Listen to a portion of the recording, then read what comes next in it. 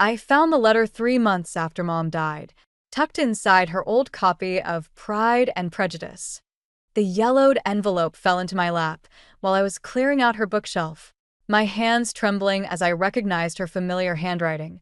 For Alara, open only if something happens to me. My name is Alara, and I never expected to become the guardian of my family's darkest secrets at 17. Sweetheart, Celeste is making dinner.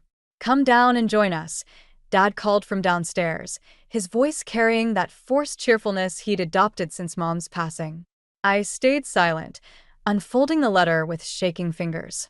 The paper felt delicate, like it might crumble under the weight of its own secrets. Mom's elegant handwriting filled the page. My dearest Alara, if you're reading this, my worst fears have come true. I need you to protect Finn. Watch him carefully. Things aren't what they seem, and I don't trust the people closest to us. There are questions about my illness that don't add up. The sound of laughter drifted up from the kitchen, Celeste's theatrical giggle mixing with my 6-year-old brother Finn's innocent chuckles. Dad had met her at a grief support group 3 months ago, and now she was practically living with us. The perfect grieving widow swooping in to heal our broken family. Alara. Dad called again, more insistent this time. Don't be difficult. I folded the letter and tucked it into my pocket, my mind racing. Mom had always been methodical, rational, not the type for paranoid conspiracies. If she'd written this, she must have had reasons. Downstairs, Celeste was setting the table, her perfectly manicured hands arranging the plates with practiced precision. She looked up as I entered, flashing that megawatt smile that never quite reached her eyes. There's my favorite stepdaughter-to-be, she chirped, reaching to hug me. I stepped back, watching hurt flicker across her face. I'm your only stepdaughter-to-be, I replied flatly. Dad shot me a warning look. Alara, please. Finn sat at the table, spaghetti sauce already smeared across his chin. Celeste made meatballs, Alara. They're better than Mom's. The room went silent. I watched Celeste's hand pause mid-reach for the salad bowl, her knuckles whitening slightly. Dad cleared his throat, looking anywhere but at me. Nobody's meatballs were better than Mom's, I said quietly, taking my seat. The letter felt like it was burning a hole in my pocket. Celeste recovered quickly, serving Dad an extra-large portion. Grant, honey, did you tell the kids about our news? My stomach dropped. Dad suddenly became very interested in his napkin. We're thinking of moving in together, he finally said. Officially. It's only been 3 months, I whispered, my voice barely audible. When you know, Celeste responded, reaching for Dad's hand across the table. And we want to be a proper family. I watched her other hand rest briefly on Finn's shoulder, perfectly polished nails gleaming under the dining room lights. Mom's words echoed in my head. Things aren't what they seem. I need to use the bathroom, I mumbled, pushing away from the table. Instead of heading upstairs, I slipped into Mom's old study, the one room Celeste hadn't managed to reorganize yet. Opening Mom's laptop, I typed in her password, my birthday, like always. Her browser history was mostly cleared, but one folder caught my eye, Celeste Morgan Research. My hands froze over the keyboard as footsteps approached the study. Alara? Celeste's voice carried through the door. What are you doing in there, sweetie? I quickly closed the laptop, my heart pounding. Whatever Mom had discovered about Celeste, whatever had made her write that letter, I was going to find out. For Mom. For Finn. For all of us. Coming, I called back, my voice steadier than I felt. Just needed a moment with Mom's things. The doorknob started to turn. The moving boxes arrived before I could even process what was happening. Within a week, Celeste had transformed our home into something unrecognizable. I stood in the hallway, watching her direct the movers with military precision, each command delivered with that sugar-sweet smile. Darling, could you help me decide where to put this? She held up Mom's antique mirror, the one that had hung in our entryway for as long as I could remember. I'm thinking it might work better in the guest room. Or maybe we should just store it. My fingers curled into fists. It stays where it is. Of course, sweetie. I just thought. She trailed off as Dad appeared behind her, carrying a box labeled family photos. Where do you want these, honey? He asked Celeste, not me. I watched them disappear into the living room, my stomach churning. Following them, I found Celeste already removing our family photos from the walls, replacing them with her abstract art pieces. Mom's smiling face disappeared into the box, frame by frame. What are you doing? My voice cracked. Just freshening things up, Celeste chirped. Change is healthy, right, Grant? Dad nodded absently, already lost in whatever spell she'd cast over him. It'll be good for us, Alara. A fresh start. I retreated to Mom's study, the only room still untouched by Celeste's improvements. Opening Mom's laptop again, I clicked on the research folder I'd discovered earlier. Most files were encrypted, but one document caught my eye. Morgan family history. Looking for something? I slammed the laptop shut. Celeste stood in the doorway, her smile fixed but her eyes sharp. Just some old school assignments. I lied. You know, I've been meaning to talk to you about this room. She glided in, running her finger along Mom's desk. I was thinking of turning it into a playroom for Finn. He needs a space to be creative. No. The word came out like a whip crack. Alara? Dad appeared behind Celeste. What's going on? She wants to erase Mom, I blurted. First the photos, now her study. That's not fair, Celeste interjected, tears welling up perfectly in her eyes. I'm just trying to help this family heal. Dad's face hardened. Alara apologized to Celeste. Did you know? I asked instead, my heart pounding. Did you know she knew Mom before? The color drained from Celeste's face for just a second before she recovered. What are you talking about? I pulled out Mom's letter with trembling hands. Mom wrote. Oh, sweetie.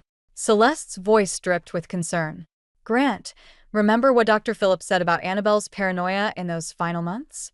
The medication affected her mind. What? I looked at Dad, who wouldn't meet my eyes. We didn't want to tell you, he said quietly. The doctors said the treatments made her confused sometimes. She had delusions. No. I backed away from them both. Mom wasn't confused. She knew something. That's enough. Dad's voice rose. I won't let you use your mother's illness to hurt Celeste. She's trying to be part of this family. But she's not family, I shouted. And she never will be. Finn's small voice came from the hallway. Why is everyone yelling? Celeste immediately went to him, gathering him in her arms. It's nothing, sweetheart. Your sister's just having a hard time today. Why don't we go make cookies? As they left, I caught Celeste's glance over her shoulder, a look that chilled me to my core. There was nothing sweet about it now. Dad sighed heavily. I need you to try harder, Alara. For all our sakes. Alone in Mom's study, I opened the laptop again. The Morgan family history file was gone, completely erased. But as I stared at the screen, a notification popped up from Mom's old email account, an automated message she'd scheduled months ago. My dearest Alara, if you're reading this, check the loose floorboard under my desk. There's more you need to know about Celeste Morgan. Be careful who you trust. Love, Mom. I glanced at the door, hearing Finn's laughter mix with Celeste's voice downstairs. My hand reached for the floorboard, knowing whatever I found would change everything. The newspaper clipping fell from the loose floorboard like a death sentence. Local woman dies after short illness, survived by husband Robert Morgan. The photo showed Celeste, younger but unmistakable, standing beside a grave. The date, 3 years ago. I barely made it to the bathroom before throwing up. Hey, you okay in there? The voice belonged to Jonah Chen, our next-door neighbor, who'd been mowing his lawn when I rushed outside for air. He stood at the bottom of his porch steps, concern etched on his face. I'm fine, I managed, wiping my mouth. Just found something disturbing. Jonah's expression shifted. About Celeste? My head snapped up. What do you know about her? He glanced around before lowering his voice. I used to live next door to her and Robert, before he died. The world tilted slightly. Robert Morgan? Yeah. Jonah's face darkened. Look, I should have said something when your dad started seeing her, but he ran a hand through his hair. I convinced myself I was imagining things back then. What things?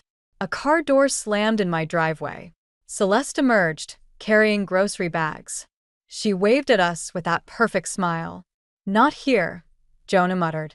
"Meet me at Riverside Park tonight. 8 o'clock.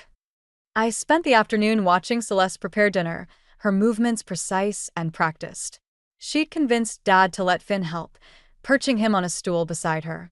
"Now, sweetie, watch how I measure the ingredients," she cooed, adding something to the sauce that didn't look like any spice I recognized. "Can I taste it?" Finn reached for the spoon.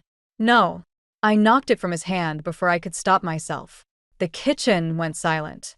Celeste's smile never wavered, but her eyes turned to ice. "Alara, that was very dangerous. The spoon could have hurt him." "Sorry," I mumbled, helping Finn down. "Hey, buddy, why don't we go play video games instead?" "But I want to help Celeste cook." "Listen to your sister," Celeste said softly, her tone making my skin crawl. "We wouldn't want any accidents." At 8, I slipped out to meet Jonah. He was already waiting, pacing beneath the streetlight. "Robert got sick suddenly," he said without preamble. "Just like your mom. Started with stomach problems, then organ failure. Doctors called it a rare autoimmune response." My mouth went dry. Mom had the same diagnosis. Celeste was the perfect grieving widow. Jonah's voice cracked. "I watched her take care of him, cook every meal, measure all his medications. I should have realized." "Realized what?" "Robert wasn't her first husband." He pulled out his phone, showing me an old social media post. "James Peterson, died 5 years ago. Similar symptoms." My hands shook as I scrolled through the photos. Celeste, slightly younger, standing beside another grave.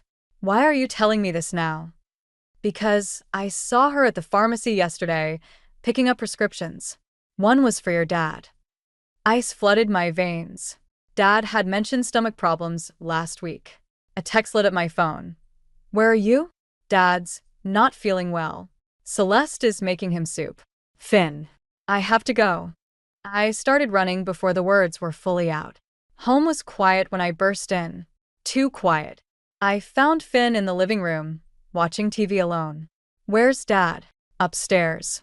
Celeste said not to disturb them. I took the stairs 2 at a time, nearly colliding with Celeste outside Dad's room. She held an empty bowl. "Oh, Alara. Perfect timing. Your father's resting now, but he really should see a doctor tomorrow." Such a strange reaction to dinner. Over her shoulder, I could see Dad sleeping fitfully, his face pale and drawn. "What did you give him?" "Just soup, darling." Her smile turned razor sharp. "The same recipe I used for your mother when she first got sick. She loved it so much, she asked for my secret ingredient." My phone buzzed, a text from Jonah. "Don't let her near the food. I'm calling the police." Celeste's eyes flicked to my phone.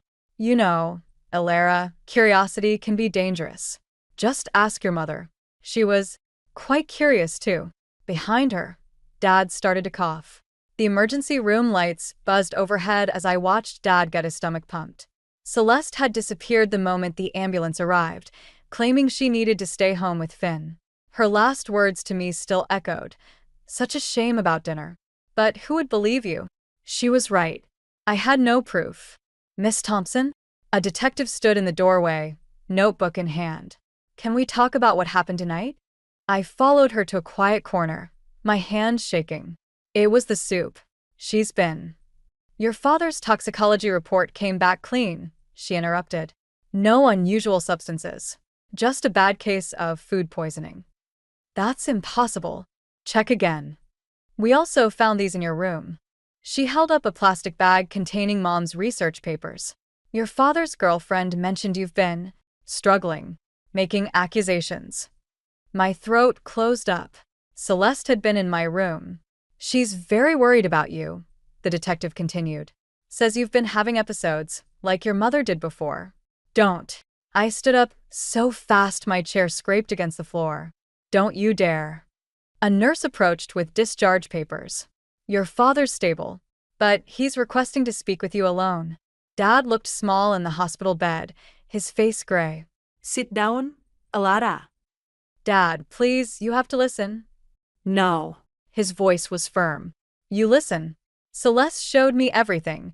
The disturbing searches on your computer, the stalker-like photos you've been taking of her, the conspiracy theories about Mom's death. Those weren't mine. She planted them. Enough. He grabbed my hand. You're going to stay with Grandmother Iris for a while. Just until you get help. The world tilted sideways. You're sending me away? It's for the best. Celeste thinks. Celeste thinks.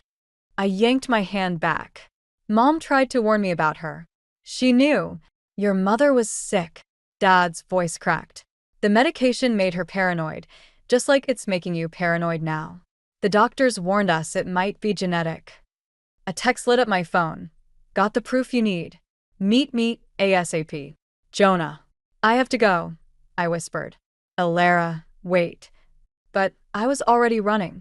I found Jonah in the hospital parking lot, holding a USB drive. Security footage from the pharmacy, he said. Shows Celeste picking up prescriptions under different names. And this, he pulled out a document. Death certificate for her first husband. Cause of death changed 3 times. It's not enough, I said. She's convinced everyone I'm crazy. Just like Mom. Jonah's face darkened. There's more. I found records of a life insurance policy she took out on your dad.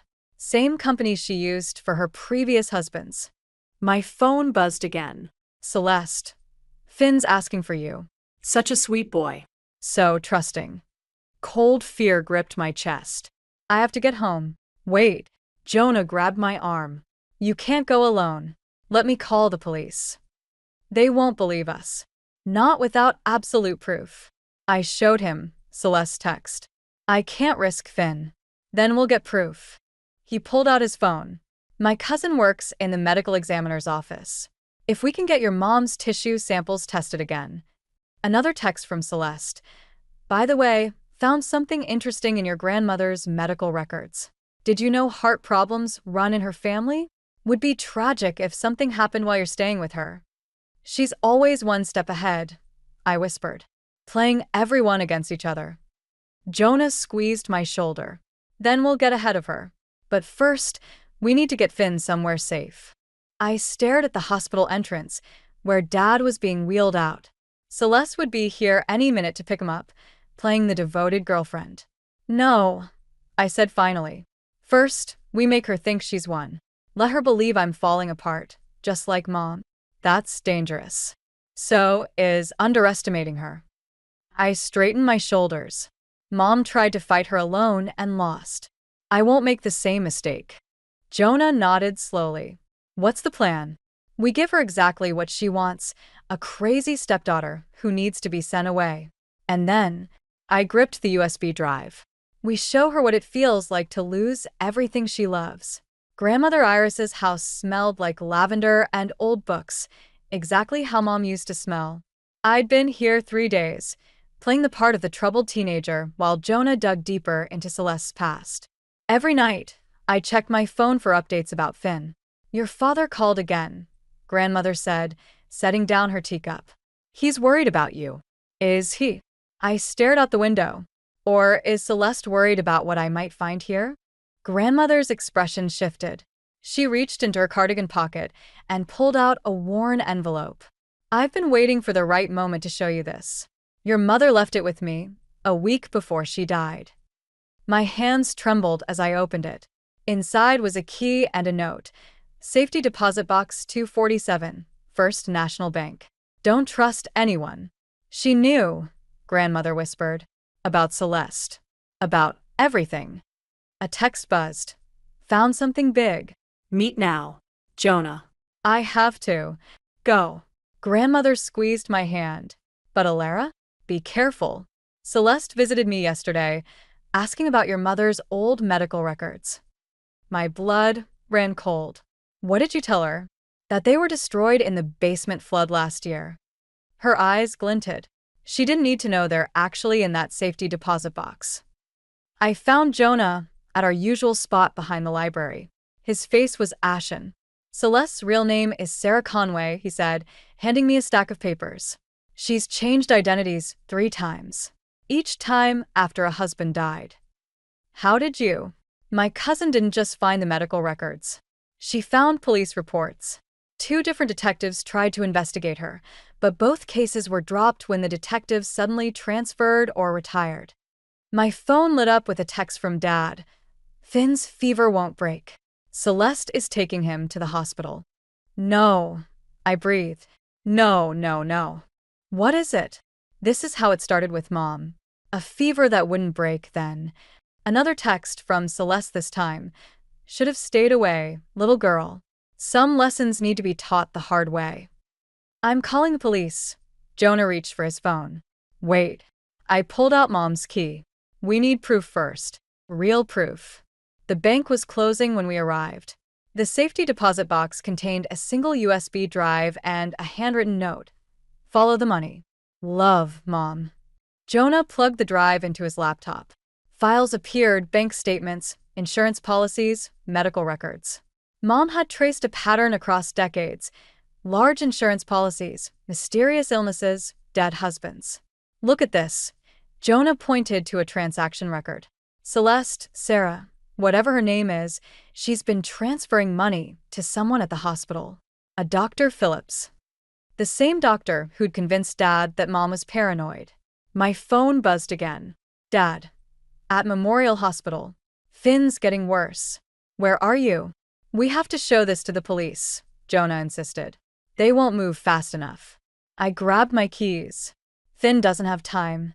Alara, wait. You can't confront her alone.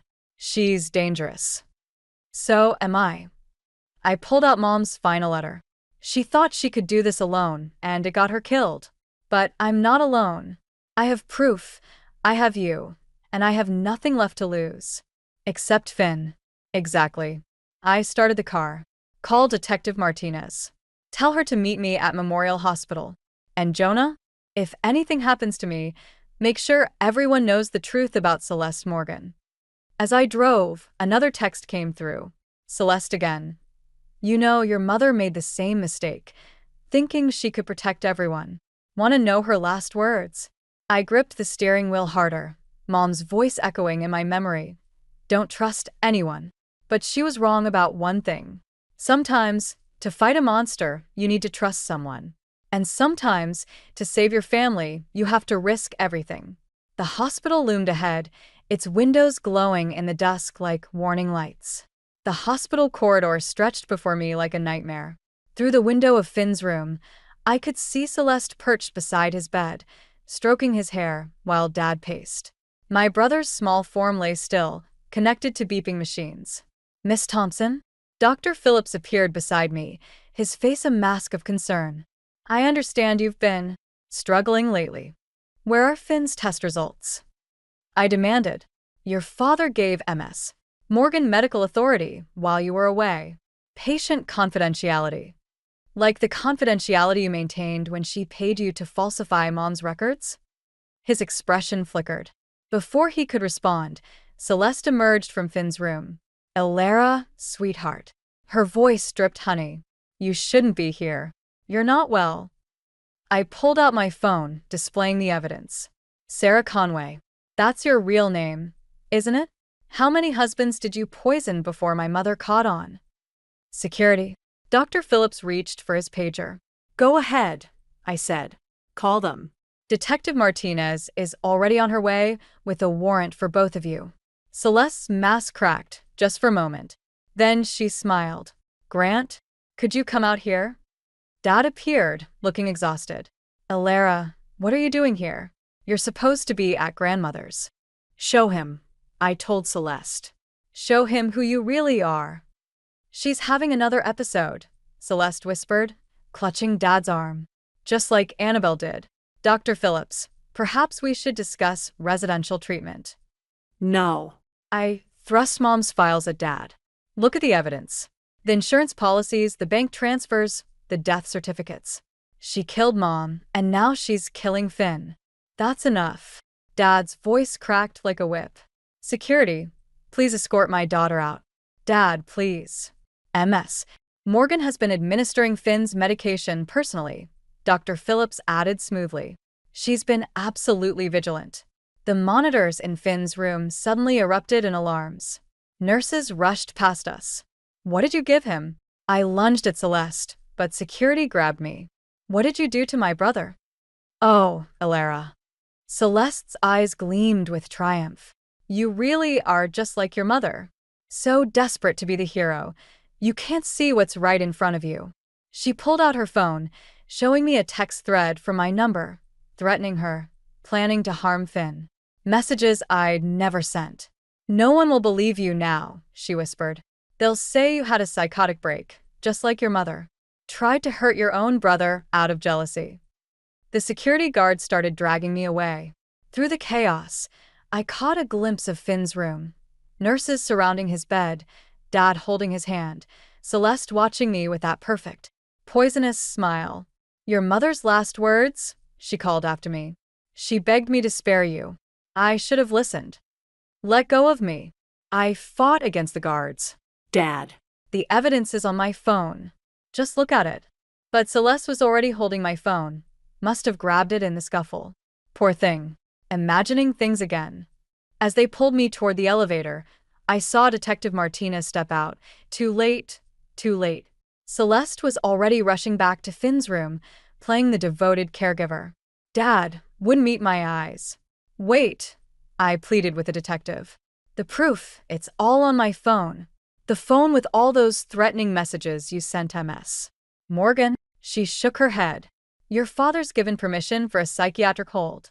The elevator doors closed on my world collapsing. Mom's voice echoed in my head. "Don't trust anyone." But I had trusted that the truth would be enough, that Dad would finally see, that good would triumph over evil. I was wrong. Somewhere above me, my little brother was fighting for his life. My father was blind to the viper in our midst. And all of Mom's careful planning, all her evidence, had just played right into Celeste's hands. The security guards led me toward the psychiatric ward, where Dr. Phillips was already waiting with admission papers. "Don't worry," he said, uncapping his pen. "We'll take good care of you, just like we did with your mother." The psychiatric ward's white walls closed in around me, but I wasn't alone. Jonah had come through. His cousin from the medical examiner's office was recording everything happening in Finn's room. All I needed was time. "These sedatives will help you rest," Dr. Phillips said, approaching with a syringe. "Before you do that," I kept my voice steady. "You might want to check your phone." Right on cue, his phone buzzed. Then again. And again. "What?" "Proof of every payment Celeste made to you, sent to every doctor in this hospital." I smiled, channeling Celeste's own poisonous sweetness. "Oh, and the medical board. And the police." The syringe wavered. "Nurse." Dr. Phillips called, but no one came. Instead, Detective Martinez appeared in the doorway. "Dr. Phillips," she said, "we need to discuss those irregularities in Annabelle Thompson's death certificate." A commotion erupted from upstairs, shouting, running feet. My heart stopped. "Finn," I whispered. I bolted past them, racing toward my brother's room. Inside, nurses surrounded his bed while Dad grappled with Celeste, a syringe falling from her hand. "I saw her on the camera," Jonah's cousin was saying. "She was adding something to his four." "He was getting better," Celeste snarled, her mask finally shattering. "He was ruining everything, like my mother ruined everything." I stepped into the room. "When she figured out what you were doing?" Celeste's eyes met mine, and for the first time, I saw the truth. Not a monster, but a broken woman desperate for control. "Your mother," she spat, "wouldn't let things be perfect. Just like you." "Perfect." Dad's voice cracked. "You killed my wife. You tried to kill my son." "I made things better," Celeste screamed. "I gave you a family again. I could have given you everything if she'd just stayed quiet, if she'd just taken the pills." I pulled out Mom's final note. The ones you convinced everyone were for her paranoia. The ones that slowly poisoned her. Detective Martinez stepped forward with handcuffs. "Sarah Conway, you're under arrest." "No." Celeste lunged for Finn's bed, but I was faster. We crashed together, her nails raking my face as we fell. "You're just like her," Celeste hissed. "Always thinking you know best, always trying to save everyone." "You're right." I grabbed her wrists. "I am like her." And that's why you lost. The security guards pulled her away, her screams echoing down the hall. Dad stood frozen, staring at Mom's medical records scattered across the floor. "Elara," he whispered. I should have." "His vitals are stabilizing," a nurse called out. "Whatever she was giving him, it's wearing off." I rushed to Finn's side, taking his small hand. His eyes fluttered open. "Lara," he mumbled. "I had a bad dream." "It's over now," I promised, feeling Dad's hand on my shoulder. "Everything's going to be okay." Later, as police collected evidence and doctors reversed the damage Celeste had done, I found a crumpled note in her discarded jacket. "Dearest Elara, you were right about everything, just like your mother was. I thought I could create perfect families, fix what was broken in my own life. But all I did was destroy. Your mother saw through me, tried to stop me. She died protecting you. I hope someday you'll understand. We're not so different. We both just wanted to be loved." "Celeste." Dad appeared beside me. "What's that?" "The truth," I said, letting the note fall. But not the whole truth. Mom's love wasn't about control or perfection. It was about protection. About fighting for what matters. He pulled me into a hug, his tears falling into my hair. Through the window, I could see Detective Martinez leading Celeste and Dr. Phillips away in handcuffs. "I'm so sorry," Dad whispered. "I should have believed you. Mom knew you would, eventually." I turned back to Finn's room, where he was finally sleeping peacefully. That's why she left us the evidence. She knew love would win in the end. Not perfect love. Not controlled love. But real love, messy and fierce and worth fighting for. Just like family. 6 months after Celeste's arrest, I stood in Mom's study, surrounded by boxes. The room had remained untouched since that night, a time capsule of secrets and pain. "Found something," Dad said from the doorway, holding a leather-bound journal. It was hidden behind the bookshelf. I recognized Mom's handwriting immediately. The first entry was dated just after she met Celeste. "My dearest Elara, I'm writing this for you, because someday you'll face the same choice I'm facing now. The choice between revenge and protection, between justice and healing. You don't have to read it now," Dad said softly. "I do." I sat at Mom's desk, running my fingers over her words. But not alone. Finn bounded in, clutching his latest artwork, our family drawn in crayon, Mom watching over us as an angel. He'd been seeing a therapist, working through the trauma in his own 6-year-old way.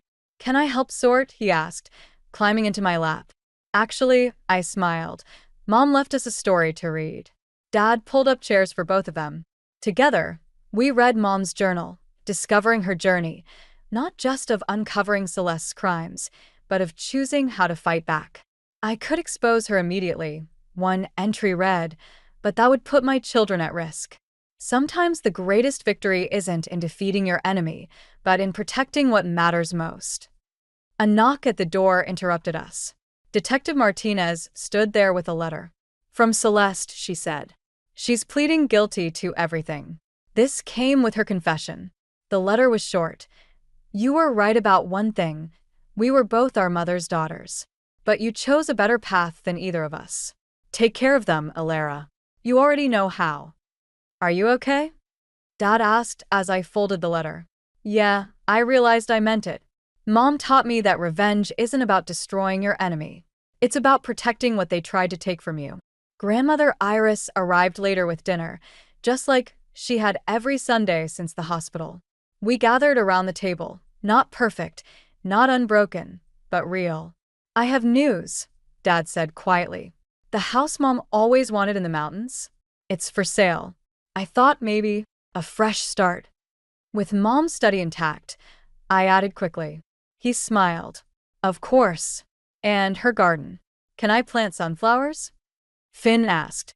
Mom loved sunflowers. Speaking of which, Grandmother pulled out one final envelope.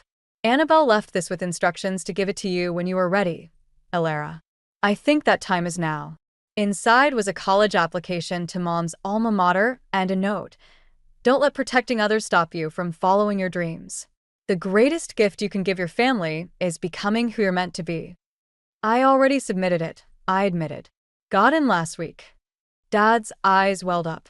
She'd be so proud of you. Both of you. Later, as we packed up Mom's study, I found one last entry in her journal. My darling daughter, by now you've learned that love isn't about perfection. It's about choice. Every day, we choose who to trust, who to fight for, who to become. Celeste chose revenge. I chose protection. You, my brave girl, will choose your own path. But remember, the greatest revenge against those who try to destroy your family isn't in destroying them back. It's in growing stronger, loving deeper, living fuller than they ever thought possible. All my love, Mom. I closed the journal, looking around at my imperfect, unbreakable family. Through the window, the first sunflower was blooming in Mom's garden, reaching toward the light. Sometimes the best revenge isn't about getting even. It's about getting better. Together. I found the old video while cleaning out my closet, buried under a decade of forgotten memories. The label read Science Fair and Cheer Finals 2010 in my mother's perfect handwriting. I shouldn't have pressed play. My name is Lila, and that dusty VHS tape just reminded me why I've spent the last decade trying to prove myself to a family that never bothered to look. And first place in the state science fair goes to Lila Brooks.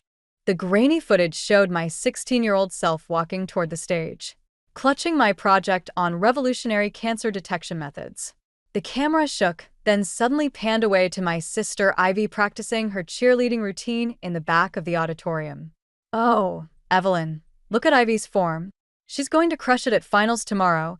My father's voice boomed from behind the camera. My moment on stage became nothing more than background noise. I paused the video, my thumb hovering over the eject button. But something made me keep watching. The next scene showed Ivy's cheerleading finals. The camera never wavered, capturing every flip, every smile, every perfectly executed move. My parents' cheers drowned out the crowd. When Ivy's team took second place, you'd think they'd won Olympic gold from my parents' reaction. That's my girl. Dad's voice cracked with emotion. Our little star. My own trophy sat forgotten on a table behind them, visible for just a split second before the video cut out. I was still staring at the static when my phone buzzed. A text from Mom. Family dinner tonight. Important news about Ivy. Don't be late. Of course it was about Ivy. It was always about Ivy. I glanced at my laptop, where an email from the biotechnology firm I'd been courting sat unopened. Inside was either an acceptance or rejection for a position that could change everything. But I knew better than to mention it at dinner. They'd just changed the subject back to Ivy anyway. My neighbor, Mr. Peterson, was watering his plants when I stepped outside. He took one look at my face and set down his watering can. Found something you wish you hadn't? He asked, his weathered face creasing with concern.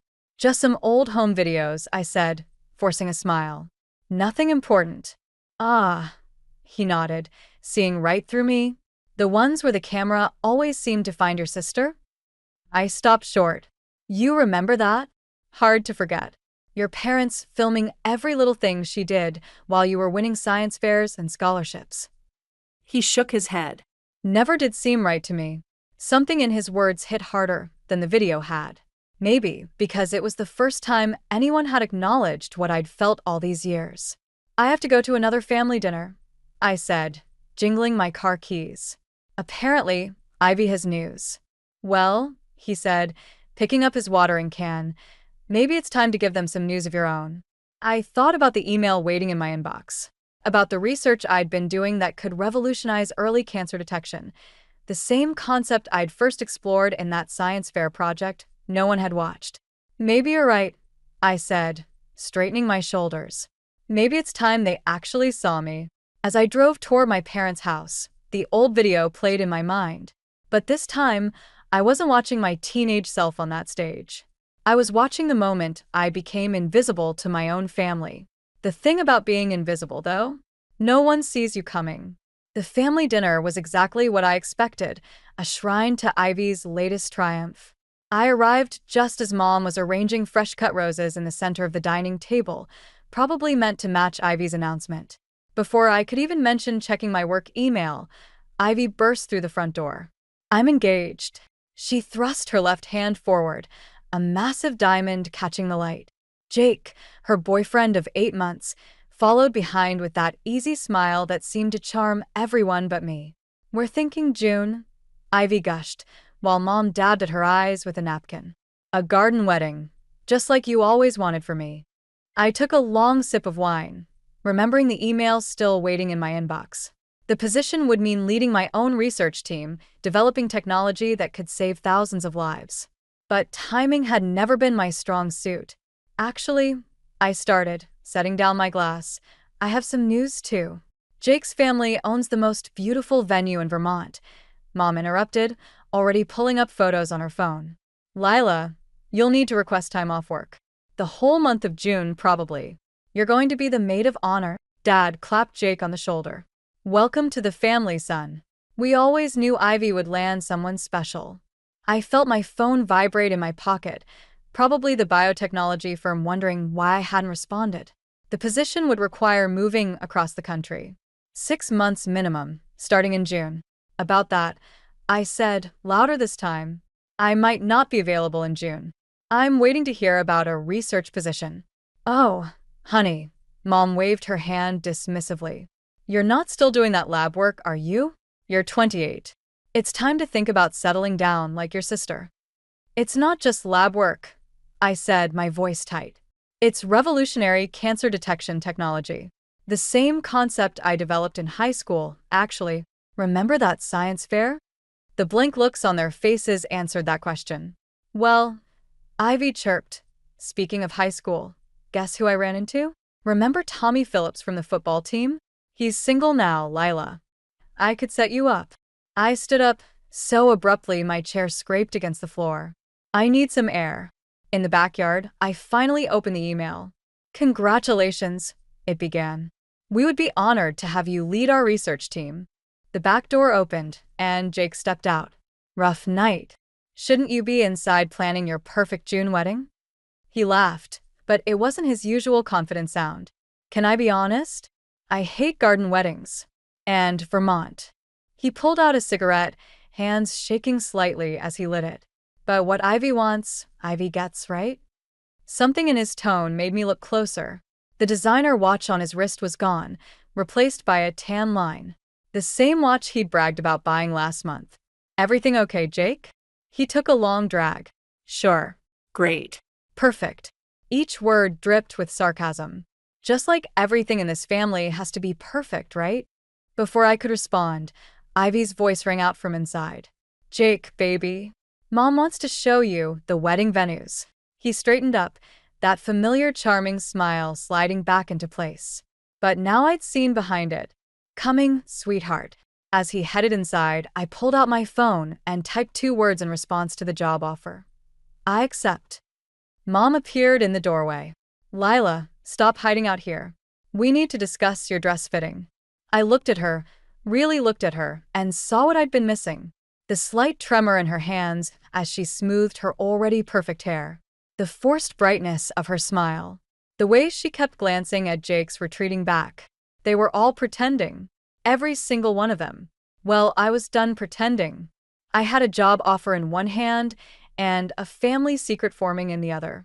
For the first time in my life, I felt visible because I was finally seeing them clearly too. "Coming, Mom," I said, pocketing my phone. "I think it's time we had a real family discussion." 3 weeks after accepting the research position, I ran into Aunt Felicity at the local bank. She was wearing her manager's badge and a concerned expression I hadn't seen since my high school graduation. "Lila," she said, glancing around before pulling me into her office. "We need to talk about Jake." I hadn't told anyone about my conversation with him in the backyard or about the missing watch. But Aunt Felicity had always seen what others missed. "He's been coming in almost daily," she said, closing her door, "making large withdrawals from Ivy's account. When I mentioned it to your mother, she changed the subject." My stomach tightened. "How large?" She slid a piece of paper across her desk. The number made me grip the edge of my chair. "That's more than Ivy makes in a year," I said. "It's more than both their salaries combined." Felicity leaned forward. And that's just from the past month. A memory flashed. Jake's shaking hands as he lit that cigarette, the missing watch, the forced smile. The pieces were falling into place, forming a picture I didn't want to see. My phone buzzed. A text from Ivy. Need to talk. Coffee? Just us sisters. I have to go, I told Felicity, standing up. But thank you for telling me. She caught my arm. Be careful, Lila. Sometimes helping means making hard choices. I found Ivy at our usual cafe, but she wasn't her typical bubbly self. Her designer purse was missing, replaced by a worn tote. Her engagement ring twisted nervously on her finger. I need to borrow some money, she blurted before I could sit down. Just until the wedding. Jake's investments. They're just taking longer to pay off than expected. Investments. I kept my voice neutral, remembering the withdrawal slip on Felicity's desk. Yes, he has the system. She trailed off, eyes darting away. It doesn't matter. Can you help or not? I thought about my new job, the move across the country, the chance to finally build something of my own. How much? She named a figure that would drain my savings. My future. That's everything I have, Ivy. But you're the successful one. Her voice cracked. The smart one. You always figure everything out. Do I? I leaned forward. Because from where I'm sitting, I'm just the invisible sister who's supposed to clean up everyone else's messes. Her face crumpled. You don't understand. Jake says if we can't pay them back. Then she clapped her hand over her mouth, but it was too late. My phone buzzed again. A text from an unknown number. Tell your sister time's running out. Jake knows the consequences. I showed it to Ivy. She went pale. Who are they? I asked. She shook her head, gathering her things. I shouldn't have come. Forget I asked. Ivy, wait. But she was already gone, leaving behind a crumpled receipt. I smoothed it out, a pawn shop ticket for one designer watch. That night, I sat in my car outside my parents' house, watching Jake's car pull in. He stumbled slightly getting out, checking his phone with shaking hands. Through the window, I could see Mom and Dad welcoming him, all smiles and warmth, while Ivy hovered in the background, a shadow of her former self. My own phone lit up with another message about the research position. Need your decision about the early start date. Position available immediately. I thought about Aunt Felicity's words. Sometimes helping means making hard choices. I started typing. I'll take the immediate start. Then I deleted it. Instead, I pulled on my banking app and looked at my savings, everything I'd worked for, everything I'd planned to use for my fresh start. The amount that could save Ivy, or destroy us both. My finger hovered over the transfer button as Jake's words echoed in my head. What Ivy wants, Ivy gets. But not this time. This time, I was going to find out exactly what Jake had done with my sister's money. And when I did, someone was finally going to see me coming. I put the car in drive, my mind already forming a plan. Sometimes the best revenge isn't getting even, it's getting answers. I followed Jake for 3 days before I caught him. Not at a casino or a bookie's den, but at the Silver Moon Motel on the edge of town, meeting with a man who looked like he collected broken kneecaps for fun. Through my car window, I watched Jake hand over an envelope, his hands trembling just like they had at the engagement dinner. The man counted the contents, then shook his head. Even from across the parking lot, I could see Jake's face crumple. My phone buzzed, another text from Mom about wedding preparations. Ivy's dress fitting tomorrow. Be there by 10. Don't be late like last time. I was about to reply when Jake's raised voice caught my attention. I'll get the rest. Just need more time.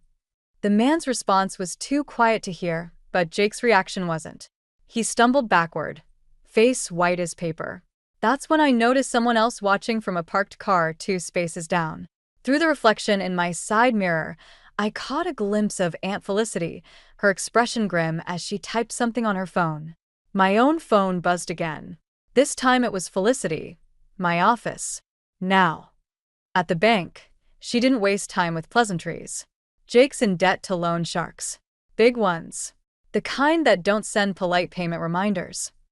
How much? More than your sister knows. She slid a folder across her desk. But that's not the worst part. Inside were bank statements, withdrawal slips, and loan applications, all with Ivy's forged signature. He's using her name, I said, the pieces clicking into place. If he defaults, they'll come after her. Felicity's voice was steel. And your parents, since they co-signed some of these loans. My hands clenched around the folder. Does Ivy know? She suspects. But your mother. Felicity's mouth tightened. Evelyn's convinced everything's fine. Perfect family, perfect wedding, perfect lie. A text lit up my phone, Ivy. Where are you? Mom's furious you missed the fitting. Another followed immediately. Please come to dinner tonight. I need you there. I looked at the folder in my hands, then at Felicity. What happens if these loans default? Best case? Bankruptcy. Worst case? She met my eyes. People like the man at the motel start showing up at your parents' house instead. My phone buzzed again. The research facility. Position must be filled by end of week. Need your final decision. I thought about the job across the country, the escape route, the clean slate. Then I thought about Ivy's shaking hands at the cafe, Mom's forced smile at dinner, Dad's proud clap on Jake's shoulder. I have to tell them, I said. They won't believe you. Felicity's voice was gentle. Not without proof they can't ignore. Then I'll get proof. I stood up, my decision made. But I need your help. You realize what this means? She gestured at my phone, still showing the research facility's message. Your dream job. Some things matter more. I picked up the folder, even if they never see it that way. As I drove to my parents' house for dinner, I drafted a response to the research facility. I need to postpone my start date. Family emergency. Their reply came quickly. Position cannot be held. Must move forward with other candidates. I deleted the message just as I pulled into the driveway. Through the window, I could see them all gathered around the dinner table. Mom, Dad, Ivy, and Jake. The perfect family portrait. But now I saw the cracks. The way Jake's hand shook as he reached for his water glass. The slight tremble in Ivy's smile. The worried glances Mom kept shooting when she thought no one was looking. I had a choice to make. I could walk away, take the job, start fresh. Or I could stay and fight for a family that might never thank me for it. I got out of the car, the folder heavy in my bag. Sometimes the hardest battles are the ones we fight for people who don't even know they need saving. Time to shatter some illusions. The realtor's sold sign looked perfect in front of my new house. 3 bedrooms, 2 baths, and most importantly, 20 miles from my family. I'd just finished unloading the last box when Mom's SUV pulled into the driveway. She didn't wait for an invitation. Darling, we need to discuss something important. Dad followed behind her, and my stomach dropped when I saw Ivy and Jake trailing after them. This wasn't a casual visit. Nice place, Jake said, his eyes darting around like he was appraising everything. Real nice.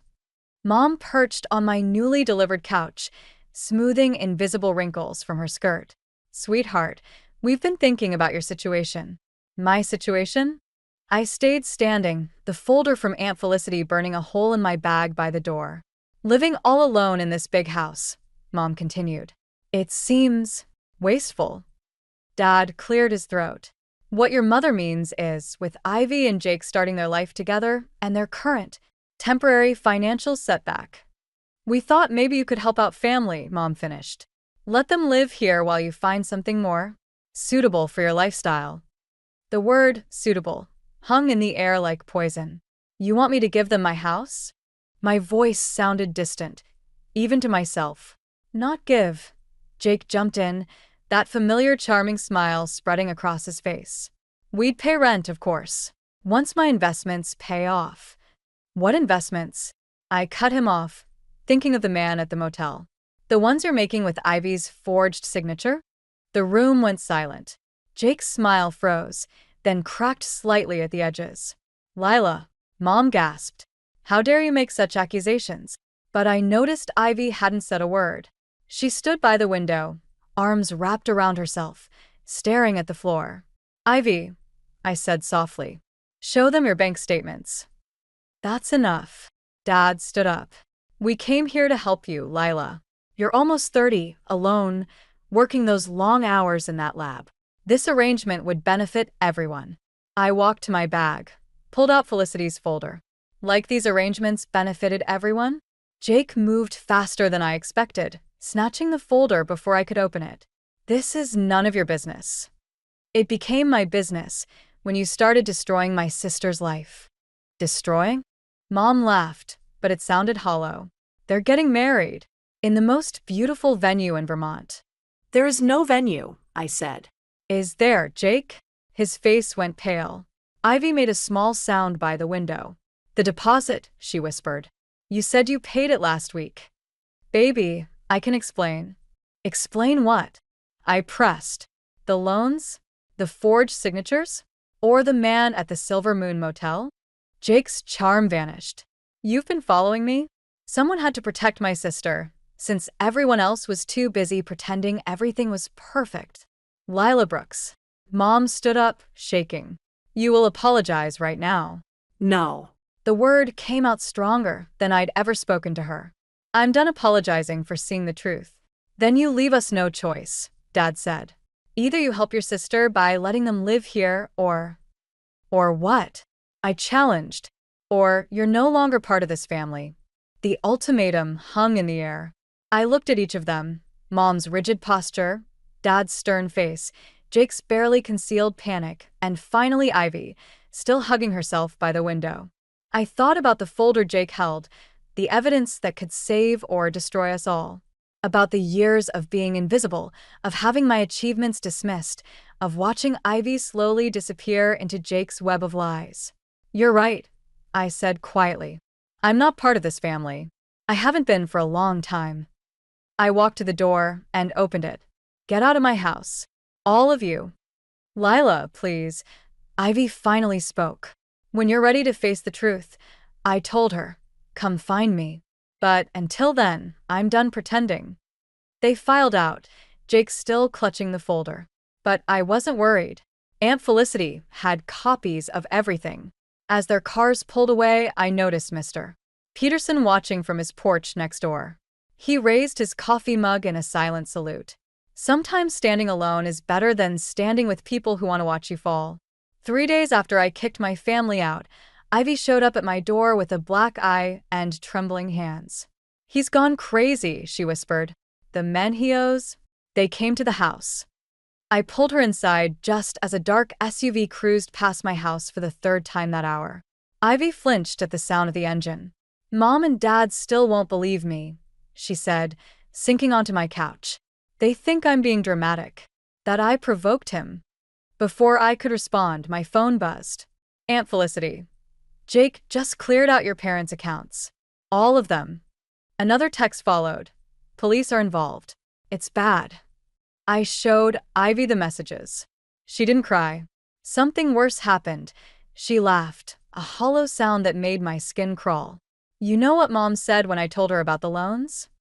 Ivy's voice was eerily calm. She said, I should be more understanding. That every husband has his struggles. My doorbell rang.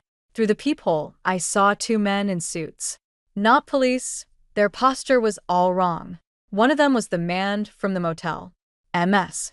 Brooks, one called out. We need to discuss your brother-in-law's obligations. Ivy grabbed my arm, her fingers digging in. I pulled her toward the back door, but headlights swept across my kitchen windows. They had the house surrounded. My phone buzzed again. Mom, how dare you fill Ivy's head with lies? Jake says you're spreading rumors at the bank. We raised you better than this. There's something else, Ivy whispered as the men kept knocking. Jake. He used your name too, on some of the loans. The world tilted sideways. What? He found your old tax returns in Mom's office. Said since you had the best credit score. The knocking became pounding. My phone lit up with an alert from my bank. Multiple loan payments were overdue. Loans I'd never taken out. Police are on their way, Aunt Felicity texted. But your credit is destroyed. They're freezing your accounts. The back door rattled. Another suit-wearing man peered through the window.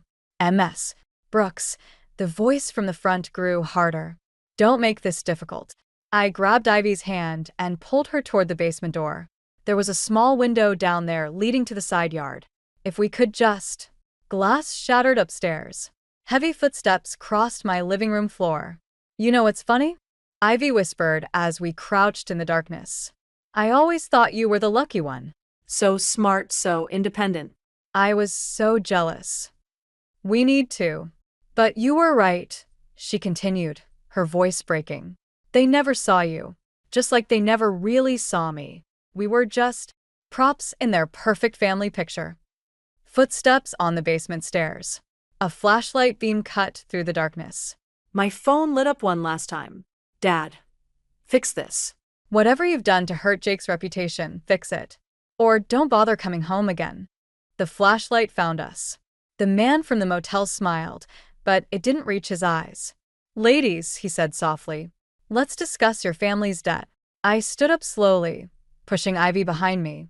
Through the small basement window, I could see Mr. Peterson on his porch, phone to his ear, watching intently. Police sirens wailed in the distance. You want to talk about debt? I said, buying time. Let's talk about how my family has been paying their debts for years. Some with money. Some with denial. Some with blind obedience. The man's smile faltered slightly. But I'm done paying, I continued, hearing the sirens grow closer. And I have proof of every illegal loan, every forged signature, every threat. You're bluffing, he said, but his eyes flickered toward the window as red and blue lights began to flash outside. I thought about the copies Aunt Felicity had safely stored away. About the years of invisible victories and silent defeats. About the price of being the perfect family's imperfect daughter. Try me, I said, as police officers surrounded the house. I've got nothing left to lose. Sometimes hitting rock bottom shows you exactly what you're made of. The police interview room felt smaller with each passing hour. Across the table, Detective Martinez spread out the evidence Aunt Felicity and I had gathered: loan documents, bank statements, surveillance photos from the Silver Moon Motel. Jake Turner was arrested trying to cross the Canadian border, she said. But he claims you're the mastermind, that you forged the signatures, orchestrated the loans. A knock at the door interrupted us. Mom and Dad burst in, their lawyer close behind. This ends now, Dad demanded. Our daughter is not pressing charges. I met his eyes. Which daughter, Dad? The one with the black eye, or the one who tried to warn you? Mom stepped forward. Her perfect makeup couldn't hide her exhaustion. Lila, please. Think about what this will do to our family's reputation. Your reputation? Ivy's voice came from the doorway. She stood there, hospital discharge papers in hand, looking smaller than I'd ever seen her. That's what you're worried about. Ivy, sweetheart. Mom started. Don't. Ivy walked to the table, picked up one of the loan documents. This is Jake's handwriting. He forged my signature while I was sleeping. Called it investing in our future. She laughed bitterly. And when I finally questioned him, he gave me this. She gestured to her face. Dad's lawyer cleared his throat. Perhaps we could discuss this privately. No more privacy, I said, pulling out my phone. No more perfect family lies. I played the recording from my basement, Jake's confession to the loan sharks, captured while we waited for police. Mom sank into a chair. But he was so charming. So perfect for our family. Perfect. Ivy's voice cracked. He destroyed my credit, stole my identity, and when that wasn't enough, he went after Lila's. After everything she's done for this family, Dad protested. What exactly have I done, Dad? I stood up. Besides refused to play my assigned role? Besides trying to protect Ivy when you wouldn't? We were protecting her. No, Aunt Felicity said from the doorway. I hadn't even heard her arrive. You were protecting your illusion of a perfect family, just like you did when we were young, Evelyn. Always hiding the ugly truth to keep up appearances. Mom's face went white. Felicity, don't what? Tell them about how you covered up Dad's gambling? How you made me promise never to tell anyone when he lost everything. History repeats, sister. But this time, your daughters are stronger than we were. Detective Martinez cleared her throat. Mrs. Brooks, Mr. Brooks. Given the evidence, we'll be charging Mr. Turner with multiple counts of fraud, identity theft, and domestic abuse. The question is, will you finally support your daughters, or are appearances still more important? The silence stretched. I watched my parents' perfect facade crack, years of denial crumbling under the weight of truth. I'll testify, Ivy said quietly. About everything. You'll be disinherited, Dad warned. Good. I took Ivy's hand. We never wanted your inheritance. We wanted parents who could see us, really see us. Mom started crying, but for once, she didn't try to hide it. I didn't want to see, she whispered, because seeing meant admitting I failed. Again. You didn't fail by having imperfect children, Aunt Felicity said gently. You failed by demanding perfection in the first place. Detective Martinez gathered the evidence. I'll need formal statements from both MS. Brooks and MS. Turner. It's MS. Brooks again, Ivy corrected, squeezing my hand. And we're ready. As our parents left with their lawyer, Mom paused at the door. Lila. Her voice was small. That science fair project, the one about cancer detection, did you ever finish it? Yes, I said. It's the basis for my research now. She nodded, tears falling freely. I'd like to hear about it sometime, if you're willing. It wasn't forgiveness. It wasn't even really an apology. But it was something we'd never had before. Truth. Sometimes the greatest revenge isn't destroying your enemies. It's forcing them to finally see reality.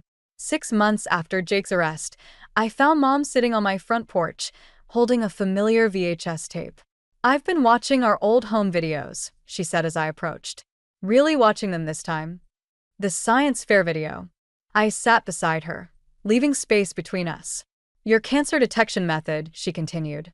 The research company that contacted you. They're using it now, aren't they? I nodded. Phase 1 trials start next month. And we missed it. All of it. She turned the tape over in her hands.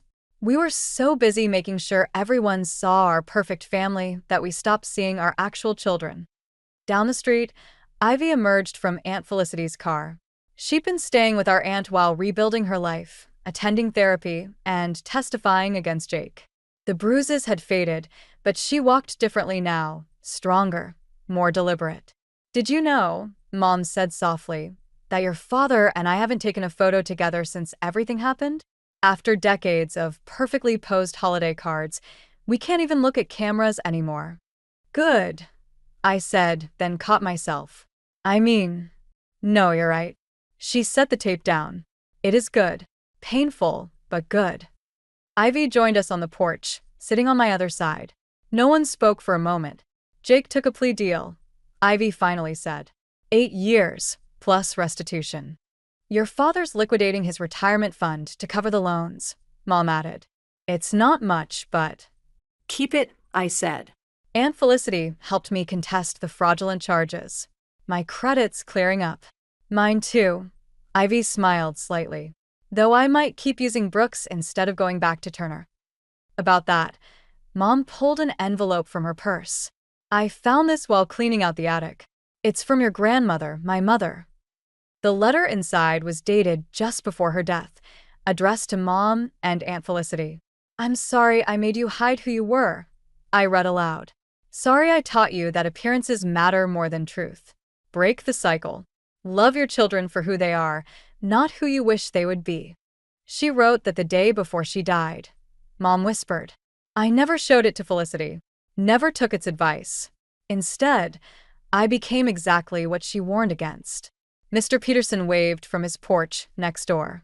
Behind him stood a man I'd seen around lately, Owen, a wildlife photographer who'd been documenting urban foxes in our neighborhood.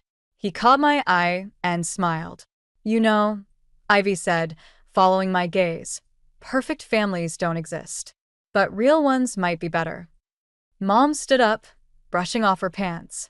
For once, she didn't fix her hair or check her makeup. I should go. Your father. We're trying therapy. Separately for now. She paused at the steps. I know we can't go back. I can't fix everything we broke. But maybe we can build something new. Something real. After she left, Ivy and I sat in comfortable silence. The VHS tape sat between us, a relic of our old life. What should we do with it? Ivy asked. I thought about revenge, about justice, about protection, about the years spent fighting to be seen. Keep it, I decided, as a reminder of what we survived, of what we discovered. I picked up the tape. That sometimes the people who hurt us most aren't villains. They're just broken people trying to look whole. Owen crossed the street, camera in hand. You won't believe what I just captured, he called out. A whole Fox family living right under everyone's noses. I smiled, thinking of hidden things finally coming to light. Want to see? He asked. Ivy nudged me. Go. I've got some job applications to fill out anyway. As I walked toward Owen, I glanced back at our porch, at my sister, at the tape, at the space where Mom had sat. The perfect family was gone, shattered by truth and consequences. But maybe that's what had to happen. Maybe you can't build something real until you clear away the perfect lies. I took Owen's offer hand, ready to see what he'd discovered, ready to see what else had been hiding in plain sight, waiting to be truly seen.